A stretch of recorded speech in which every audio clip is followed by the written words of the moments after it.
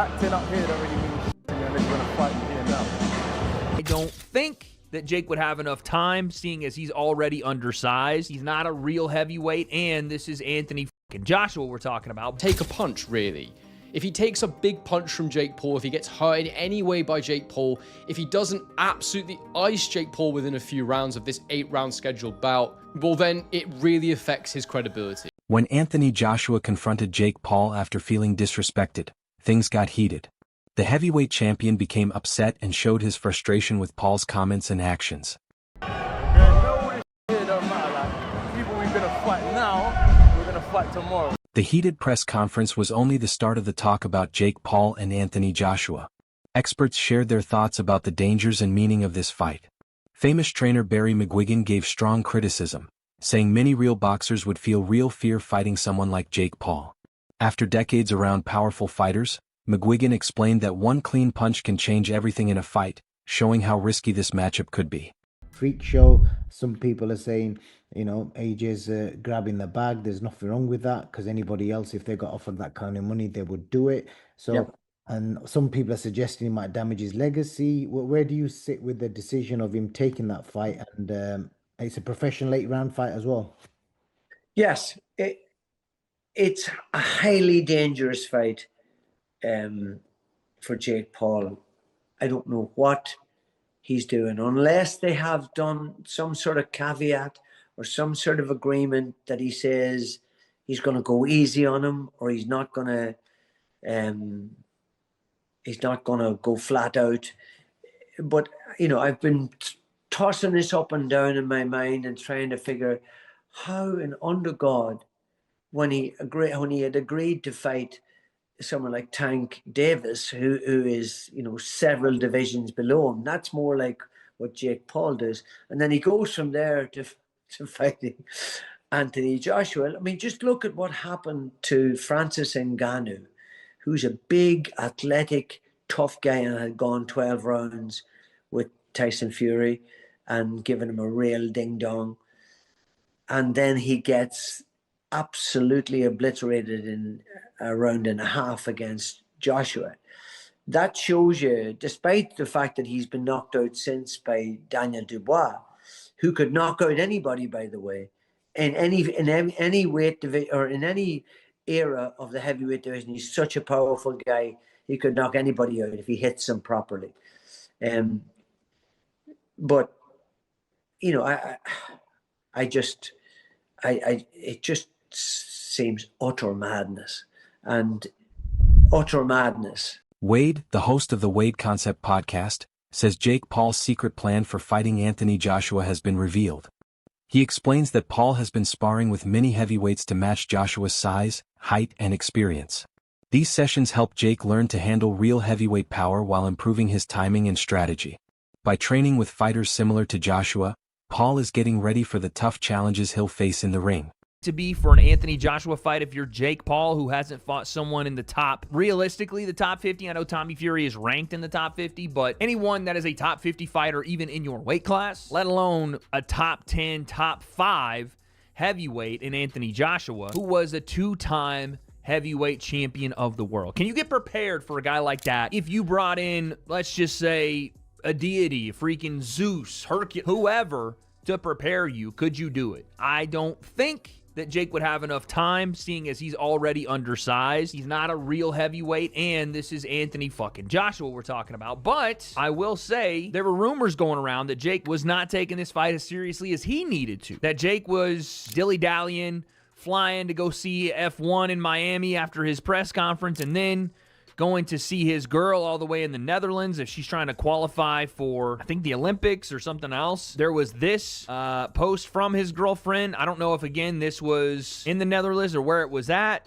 or maybe this is an old picture, but Jake flying around the world when he has a fight in about 4 weeks is probably not the greatest look, and it doesn't seem to make it look like he's taking it as serious as he needs to, locked away in the gyms of Puerto Rico. Now, again, that could have been a different picture. That could have been something else, but that's pretty shocking to see. With that being said, I want to push back on that because I do think Jake is taking this as seriously as he absolutely needs to, because this is not only the toughest fight of his career, it's the most dangerous to the longevity of his career, to his health and well-being. And so to do something like that, you need to bring in the best help possible to get ready. We already heard that Jake Paul was preparing for Anthony Joshua by sparring the guy that Anthony Joshua was about to fight in Cassius Chaney. This gentleman right here, who was 24-3 from B-More, aka the DMV, and apparently is a top 100 heavyweight, even though it doesn't say he's actually a top 100 heavyweight, but that was what he was being marketed as by Eddie Hearn and AJ. Spencer Oliver, a former pro boxer and analyst, looks at the Anthony Joshua versus Jake Paul fight in a special way. Speaking on a panel, he says this matchup is about more than just winning or losing, it also has meaning for the sport itself. He compares it to the time of Muhammad Ali, saying Ali sometimes took unusual fights that excited the public and brought in new fans. Oliver believes that if Joshua fights Jake Paul, it would create a moment similar to Ali's, where entertainment and real sport mix. This fight could bring new people to boxing, especially those who don't usually watch heavyweight matches, and it would also test Joshua's focus in a different kind of situation. He says the matchup is a cultural moment, connecting old-school boxing fans with younger, online audiences. Oliver's comparison to Ali shows how big fights can grow the sport and draw worldwide attention. By taking this fight, Joshua would reach a wider group of fans, including many who follow Jake Paul on social media. This crossover could boost boxing's popularity, bring in more money, and attract new sponsors. Some analysts think the cultural impact might be just as big as the fight itself, making it an important moment in the future of boxing. Anthony Joshua goes in, pops him a few times in the face, walks out of 150 million quid. No one will remember the fact he fought Jake Paul. They'll remember the fact he knocked Klitschko out in Wembley in 2017. Totally agree with that. So I'm kind of, whilst I don't like it, and I don't like the way that Jake Paul gravitates to these brilliant athletes and like a moth sucks the life out of them because he gets a benefit of association, because I think they deserve all the association. But he is a and there was opportunity there, wasn't there? Listen, commercially, of course it works because it'll be huge and there'll be a load of money on the table. And for Anthony Joshua, it's like sort of, he's going to get rewarded very well with no risk, minimal risk, no risk at all. He's going to go in there and he may then put all this stuff to bed with Jake Paul and calling out all these different champions, etc., etc. So, of course it works. And when you're talking about, the credibility that Joshua's going to get, he's not going to get none now, but are people going to remember that? Of course they're not. Like, when he goes on to do what he does, didn't Muhammad Ali have some sort of strange fight in the middle of his career? Didn't he box? Yeah, he did. He boxed some non-boxing guy and whatnot. Like, people don't remember that. That's what I'm saying. Look, us as boxers, we don't remember stuff like that. It was replicated in Rocky. So, he did a version of fighting Thunderlips, didn't he? So we all know that happens. Absolutely. Veteran boxing analyst Gareth A. Davies has serious worries about the safety of this fight. He points out the big weight difference and the huge gap in experience between the two fighters, saying this matchup might push the limits of what is safe in a real boxing ring. Davies warns that a full fight could be dangerous, especially if Joshua lands strong, clean punches early on. He says that while the idea of a social media star fighting a real heavyweight is interesting, the physical risks make it a very questionable choice. Experts like Davies say that officials and promoters must carefully check all safety rules, because a mistake in a fight like this could lead to serious harm for both fighters. So, as I am with you, there is a danger in this fight. The odds are, Joshua's 1-12, obviously. Jake Paul is 6-1, yeah, to win this fight in a two-horse race in which this is a guy who lost to Tommy Fury, Tyson Fury's brother, in an 8-round fight, who, for me, I wrote that it would damage his legacy a week ago. It will damage his legacy for several reasons. If the Deontay Wilder fight never emerges, which it looks like it isn't, I've been calling for that fight for ages. If those two got in a ring together, it's still a massive fight. It's a dangerous fight to sanction, in my view. It sets the wrong precedent. It is 10-ounce gloves. It is a boxing match. It's not an exhibition. This isn't a 58-year-old Mike Tyson. This is one of the most dangerous finishers in the world, who is probably 5 levels above Jake Paul and a weight division above him. I think it's irresponsible to let those two in a ring together in a proper boxing match. That's my view. It doesn't damage his bank balance, but if he earns $70 million for this, are we really going to see him? Boxing analysts Angelo and Josh give a technical look at the matchup. They judge both fighters by experience, skill, and natural ability, and they say that even though Jake Paul is brave, he is not on the same level as top heavyweights like Anthony Joshua or Deontay Wilder. Joshua and Wilder belong to a special group of fighters whose timing, accuracy, and pure power can change a fight with just one punch. Angelo and Josh explain that these skills come from years of hard training and natural strength, things smaller or less experienced fighters can't copy.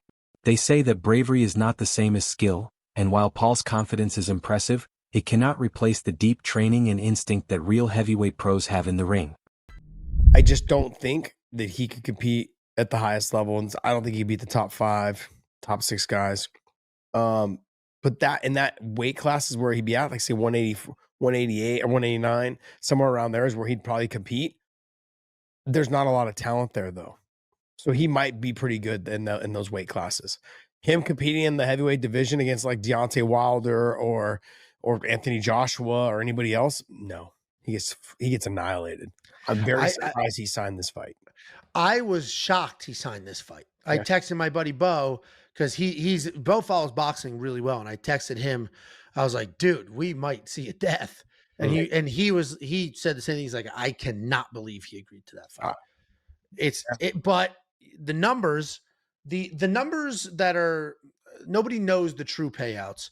They're saying it's around $200 million that they're splitting evenly. So they're getting about $100 million each. He said that it was $267 million.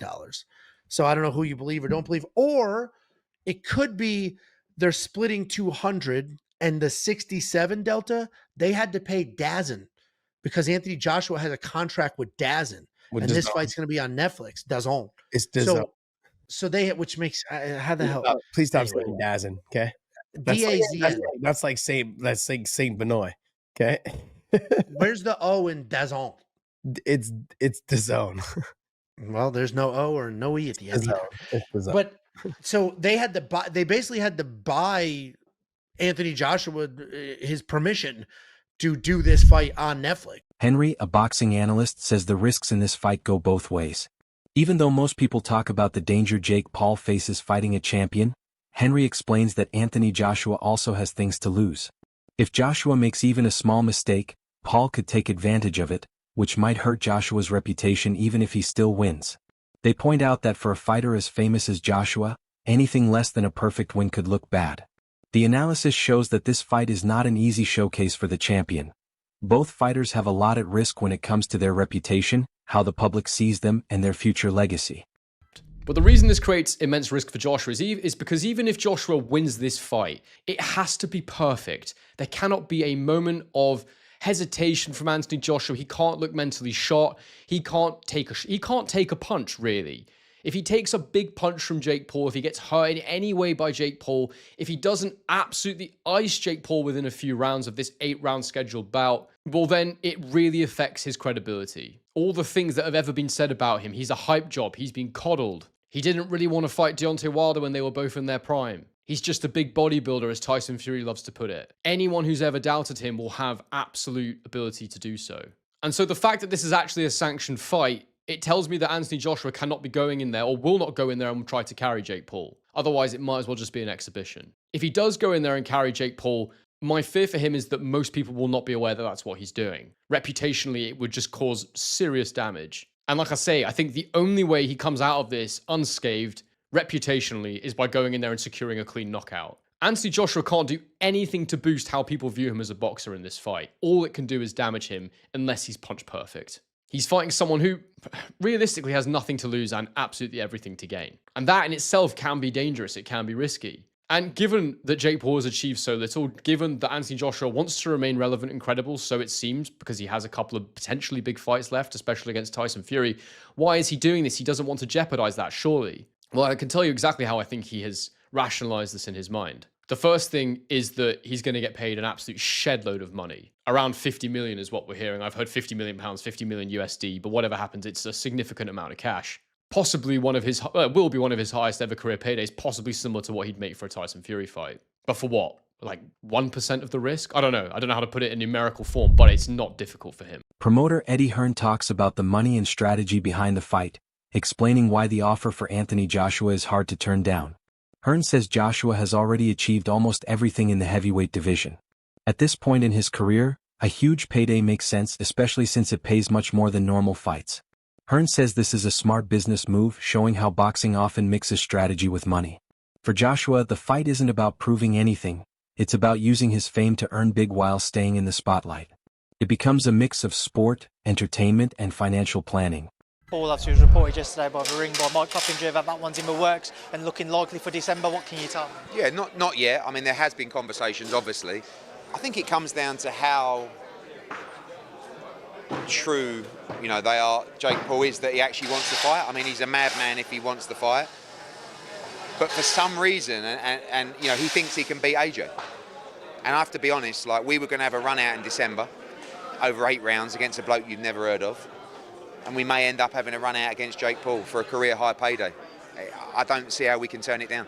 When I asked you about it a couple of days ago, you said that at that time you never really got into the financials. Have those been discussed now? Have you discussed the financial element? Yeah, there has been some conversations around that, and it is, it's a huge amount of money. And I think AJ would be mad if he didn't do it, and I think he will do it if Jake Paul is genuine. We may wake up tomorrow with these people and they've announced another fight. Honestly, anything could happen. So I still can't get my head around the fact that this guy wants to challenge AJ. Listen, respect to him if it's true, but we shall see. To end on that note, I spoke to Alfie Sharman earlier. He said that himself with DAZN have had no conversations about AJ potentially taking that fight. Obviously, AJ is exclusive to DAZN.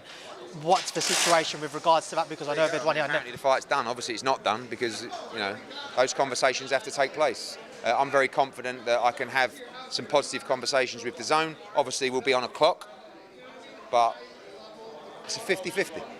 Last one from me. I saw Chris McKenna tweeted that Anthony Joshua currently doesn't have a British Boxing Board of Control licence. Obviously, it's not unusual for someone who isn't fighting currently and he's inactive to let it run out. But he would have to apply for one to face Jake Paul again, and then they'd have to approve a fight. Do you think that'd be a stumbling block? It's actually not true. Former world champion David Haye talks about how boxing is always unpredictable. He warns that even though Joshua is the clear favorite, nothing is guaranteed once the first bell rings. Haye says that if a fighter underestimates their opponent, no matter their background, surprises can happen. He admits Jake Paul has a huge challenge, but he reminds everyone that real fighters must respect anyone who steps into the ring. This unpredictability makes the fight more exciting and keeps both the crowd and the fighters alert and careful the whole time. It was only a couple of months ago that we were told it was really close, and then it was Jake and Tank, and now that's off for other reasons. Your initial reaction to the fact that December Miami might be on? Yeah, jumping from Gervonta Davis all the way up to Anthony Joshua seems absurd. It doesn't seem like it's a reality. Seems very Jake Paul. It seems, but sometimes these crazy things. Who would have ever thought Francis Ngannou would get a shot against Tyson Fury? When we first started talking about it, it's like that's never going to happen. And when it did, we saw Tyson Fury have a very, very tough night, get knocked down and scrape through on points. Anything's possible in boxing. I think the chances of Jake Paul beating Anthony Joshua, I don't know, he's got a very, very low chance. I can't see any way that Jake Paul can win a boxing match with 10, 12-ounce gloves on with Anthony Joshua. Anthony Joshua, world champion, silver medalist, Olympic gold medalist, 2-time heavyweight champion. He's a top 10, top 5 in some people's arguments, heavyweight, and he hasn't gone that far over the hill. He's not Mike Tyson, nearly 60 years old. I can't see it happening, but if it can happen and AJ wants it, then obviously it's going to be a massive, massive payday as well as a massive spectacle. It would be an absolute crush box office numbers, and unfortunately for Jake, that will be potentially his last fight in boxing if that first bell rings. That's all for today's video. Stay tuned for the next one.